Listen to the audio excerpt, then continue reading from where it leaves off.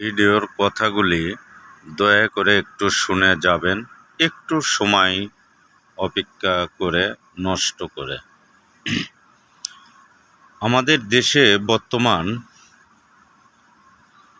বিভিন্ন ধরনের আন্দোলন চলতেই আছে। তার কারণ হলো 5ই আগস্ট দেশ স্বাধীন হওয়ার আগ মুহূর্ত পর্যন্ত যতগুলো দাবি দফা ছিল এই দেশের মানুষের, এবং দেশ স্বাধীন হওয়ার পরে, নতুন করে স্বাধীন হওয়ার পরে যারা ক্ষমতায় বসলেন তারা কিছু কিছু মানুষদেরকে সুবিধা দিলেন আর পুরো জাতিকে তারা অসুবিধায় রাখলেন। তাহলে কিভাবে? আওয়ামী লীগের আমলে ছিনতাই হতো, ধর্ষণ হতো, আওয়ামী লীগের আমলে ভূমি দখল হতো, চাঁদাবাজি হতো। এইটা নিয়ে সবার ভিতরে একটা উদ্বেগ ছিল। কিন্তু 5ই আগস্টের পরে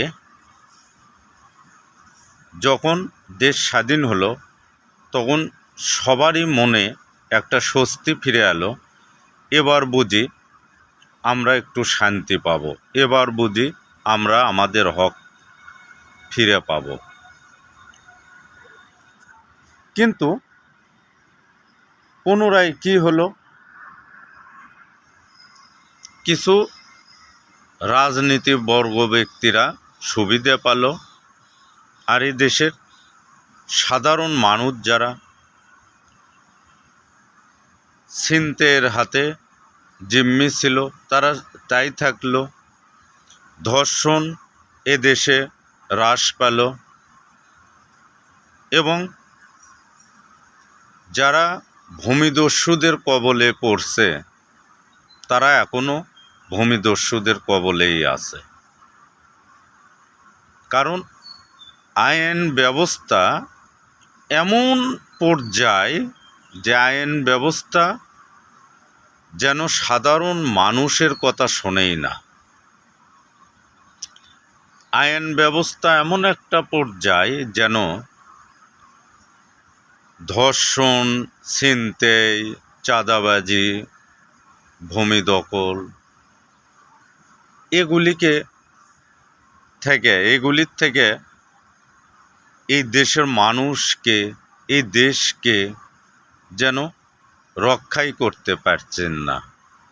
তাহলে মানুষের যে একটা চাওয়া পাওয়া ছিল, মানুষের একটা ধ্যান ধারণা ছিল, সেইটা কিন্তু পাল্টে গেছে। কেন পাল্টে গেছে? তার প্রধান কারণ হলো বর্তমান আইন ব্যবস্থায় যারা আছেন, যারা এই দেশের ক্ষমতা নিয়ে আছেন, যারা এই দেশ পরিচালনা করতেছেন, তারা এগুলি কাজে সফলতা আনার চাইতে আরও ব্যর্থতা স্বীকার করছে, যার কারণে মানুষ রাস্তায় নেমে গেছে, যার কারণে মানুষের সাহস ভেঙে গেছে। তো বিষয় হচ্ছে যে মানুষ যা চাইছিল তা পায়নি।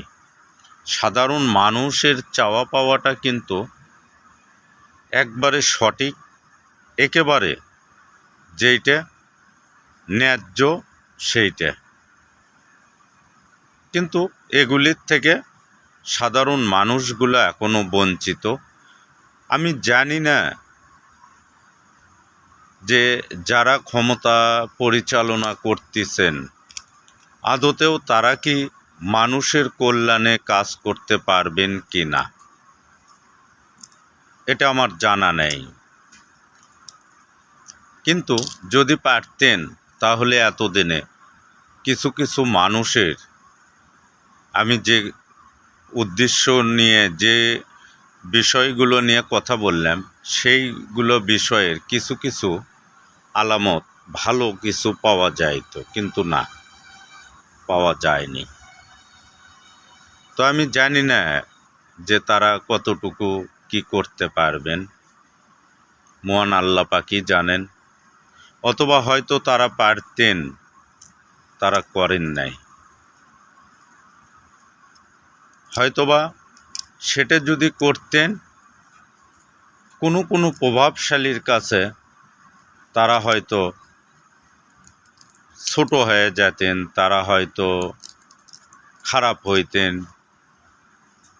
এরকম হয়তো বা হইতো, এটা আমার ধারণা।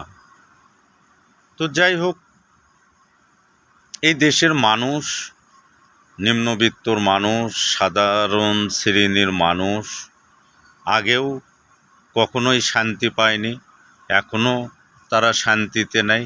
কিন্তু এই মানুষগুলোকে নিয়ে সবাই, এই মানুষগুলোকে পুঁজি করে রাজনীতি, দেশ পরিচালনা, আইন নীতির, শুধু এই মানুষগুলোকে পুঁজি করে তারা তাদের স্বার্থগুলো হাসিল করে। এই মানুষের ভাগ্য কখনোই পরিবর্তন হয় না এবং তারা করার চেষ্টাও করে না। যার কারণেই আমাদের দেশে এই রকম দুর্নীতি অবনীতি চলতেই থাকে বা চলবেই। এটাই মনে হয় যে এই দেশের নিয়ম হয়ে গেছে। জানি না আল্লাহ পাক যদি নিজে হাতে কখনো সাধারণ মানুষগুলোর, নিম্নবিত্ত মানুষগুলোর পাশে দাঁড়ান, তাহলে স্বয়ং আল্লাহ পাকের রহমতে হয়তো এগুলির থেকে তারা রেহাই পেতে পারেন, তাছাড়া না।